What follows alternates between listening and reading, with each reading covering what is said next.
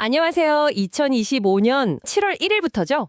우리 금융 거래에 정말 큰 변화가 생깁니다. 네, 맞습니다. 앞으로 1,000만 원, 이 1,000만 원 이상 현금을 넣거나 뺄 때 그 내역이 자동으로 국세청에 보고된다는 건데요. 저희가 받은 자료들을 좀 보면서 이 변화가 뭘 의미하는지, 특히 그 AI 감시 시스템, 이게 어떻게 돌아가는 건지 좀 자세히 보려고 합니다. 네, 그 부분이 핵심이죠. 특히 뭐 은퇴하시는 분들이나 어르신들 사이에서는 이거 혹시 세금 폭탄 아니냐 이런 걱정도 많으시더라고요. 그렇죠. 그런 우려가 나올 수 있습니다. 실제 사례로 뭐 딸 전세 자금으로 8천만 원 보냈다가 국세청에서 연락받았다 이런 이야기도 있던데 오늘 좀 명쾌하게 정리를 해보겠습니다. 자, 그럼 바로 시작해 볼까요? 우선 기준 금액이 크게 바뀌는 거죠. 원래는 5천만 원이었는데 네, 그렇죠. 꽤 높았죠. 그게 7월부터는 1,000만 원으로 확 낮아지는 거고요. 네, 대폭 하향 조정되는 겁니다. 근데 이게 단순히 그냥 보고만 되고 끝나는 게 아니라 AI가 이걸 24시간, 그것도 실시간으로 들여다본다는 점, 이게 중요한 것 같아요. 맞습니다. 그 AI의 역할이 아주 중요해졌어요. 평소 거래랑 좀 다른 패턴이 보인다 싶으면 뭐 은행 직원도 모르는 사이에 국세청으로 바로 정보가 넘어갈 수도 있다 이런 시스템이라는 거죠. 네, 바로 그 점입니다. 여기서 주목할 게 그 AI라는 게 단순히 1,000만 원 넘었네, 안 넘었네 이것만 체크하는 게 아니라는 거예요. 아, 금액만 보는 게 아니고요. 네, 저희가 본 자료들에도 나오지만 AI는 거래 패턴을 분석합니다. 그 거래 방식 자체가 얼마나 자연스러운지 이걸 본다는 거죠. 패턴이라면 예를 들면 어떤 걸까요? 예를 들어서 1,000만 원 기준을 피하려고 999만 원씩 여러 번에 걸쳐서 쪼개 입금한다거나 네네, 그런 생각할 수 있죠. 혹은 여러 은행에다가 이렇게 분산해서 입금하는 방식 네. 이런 걸 구조화 거래라고 하는데 이게 오히려 AI한테는 뭔가 숨기려고 하네? 하는 더 강력한 신호가 될 수 있다는 겁니다. 아, 쪼개는 게 오히려 더 의심을 산다. 그렇죠. 자료에 나온 그 시중은행 지점장 인터뷰에서도 그냥 한 번에 놓으시는 건 낫다 이렇게 조언할 정도니까요. 그 쪼개는 행위 자체가 AI한테는 비정상적인 패턴으로 인식될 가능성이 아주 높아요. 그렇군요. 패턴 분석이라니 이게 더 신경 쓰이네요.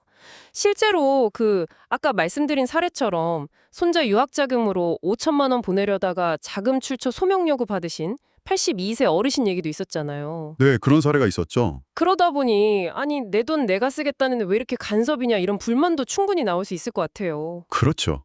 충분히 이해되는 반응입니다. 결국 국세청이 궁금한 건 딱 하나.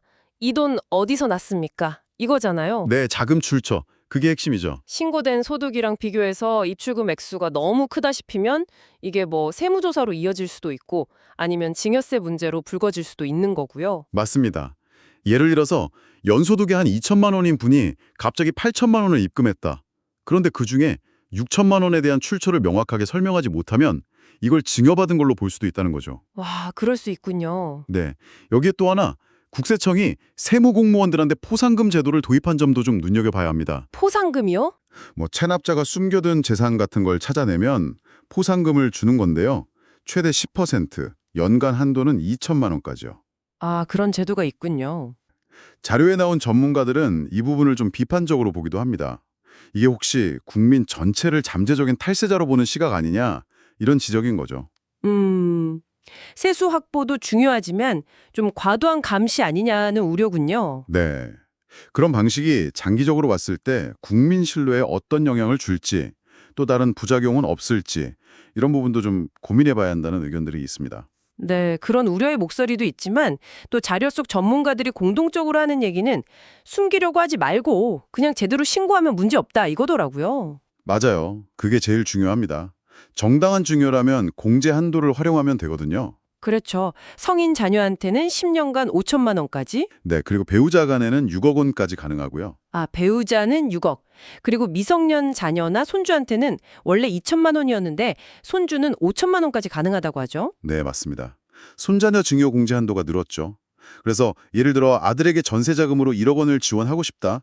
그러면 아들한테 5천, 며느리한테 5천 이렇게 각각 나눠서 증여 신고를 하면 세금은 하나도 없는 거죠. 아하, 그렇게 활용할 수 있군요. 네. 그렇기 때문에 아까 말씀드린 것처럼 999만 원씩 쪼개서 입금하거나 하는 행동은 정말 피해야 합니다. 네, 괜히 의심만 살 뿐이다. 그렇죠. 요즘 은행 전산망 다 연결되어 있어서 사실 의미도 없고요. 의심만 받기 딱 좋죠. 그리고 또 가끔 자녀나 손주 명의 계좌로 계속 돈을 보내면서 나중에 혹시 문제되면 그거 빌려준 돈이다 이렇게 주장하시는 경우도 있는데 네, 그럴 수도 있겠네요. 네, 근데 이게 국세청에서 쉽게 인정을 안 해줍니다. 만약 인정 안 되면 오히려 가산세까지 붙어서 부담이 더 커질 수 있어요. 그러니까 투명하게 하는 게 제일 중요합니다. 그럼 우리가 실질적으로 어떻게 대비를 해야 할까요? 자료들을 종합해 보면 한 3가지 팁 정도가 있는 것 같아요. 네, 어떤 것들이 있을까요? 첫째는 좀 큰 금액을 거래하기 전에는 미리 은행 창구에 한번 가보는 겁니다. 가서 상담받고 필요한 서류는 없는지, 절차는 어떤지 미리 확인하는 거죠. 네, 사전 확인이 중요하죠. 그리고 둘째는 이체할 때 그 메모란 있잖아요. 거기에 그냥 보내지 말고 딸 결혼자금 지원이라든지 손주 학자금 보탬 이런 식으로 용도를 좀 명확하게 남겨두는 습관.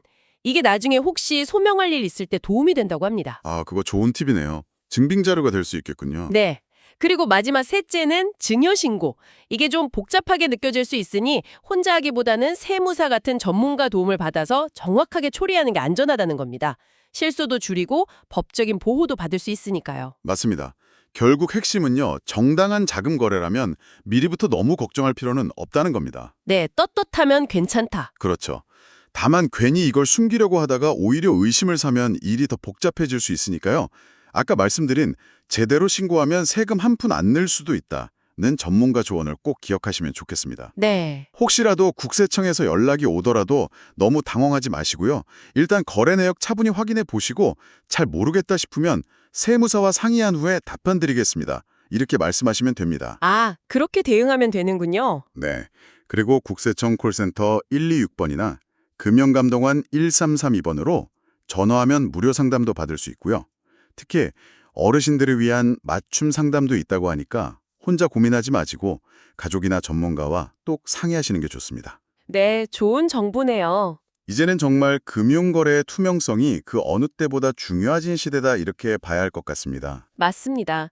현금 거래 자체가 나쁜 건 아니지만 이제 바뀐 제도에 맞춰서 좀 현명하게 대처하는 자세가 필요해 보입니다. 자료에 나온 금융거래연구소 조언처럼 이제는 세무 전략이 곧 노후 전략의 중요한 일부가 된 셈이네요. 그렇죠. 뗄 수 없는 관계가 된 거죠. 이 모든 변화가 우리에게 주는 메시지는 결국 하나인 것 같습니다. 변화를 제대로 이해하고 미리 준비해야 한다는 것. 자, 마지막으로 이런 질문 한번 던져보고 싶습니다. 이렇게 AI가 우리의 금융거래 패턴을 아주 세밀하게 분석하고 감시하게 된다면 이게 단순히 세금을 더 걷는 것 외에 앞으로 우리 사회나 또 개인의 삶에 어떤 예상치 못한 변화들을 가져오게 될까요? 한 번쯤 생각해 보시면 좋겠습니다.